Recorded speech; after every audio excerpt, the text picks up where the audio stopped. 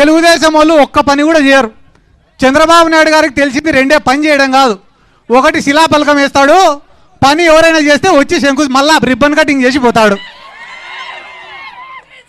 మా నియోజకవర్గంలో అందరూ కూడా ఒక కథ చెప్పుకుంటా అంటారు. ఏం రా అంటే వేటగాడి కథ.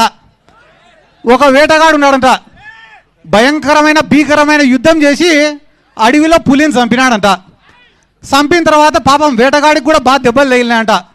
ఆ దెబ్బలకు ఆ నొప్పులకు తట్టుకోలేక ఆడి నుంచి వెళ్ళిపోతే తర్వాత చంద్రబాబు నాయుడు లాంటి వాడు వచ్చినాడు ఆడికి. వచ్చి ఆ పులిగుండే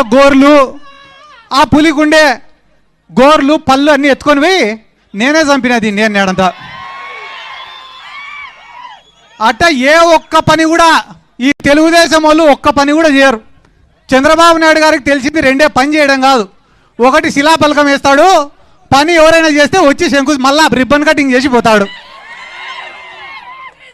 మా నియోజకవర్గంలో అందరూ కూడా ఒక కథ చెప్పుకుంటా అంటారు. ఏం రా అంటే వేటగాడి కథ. ఒక వేటగాడు ఉన్నాడంట, భయంకరమైన భీకరమైన యుద్ధం చేసి అడవిలో పులిని చంపినాడంట. చంపిన తర్వాత పాపం వేటగాడికి కూడా బాగా దెబ్బలు తగిలినాయంట. ఆ దెబ్బలకు ఆ నొప్పులకు తట్టుకోలేక ఆడి నుంచి వెళ్ళిపోతే తర్వాత చంద్రబాబు నాయుడు లాంటి వాడు వచ్చినాడు ఆడికి. వచ్చి ఆ పులిగుండే గోర్లు పళ్ళు అన్నీ ఎత్తుకొని పోయి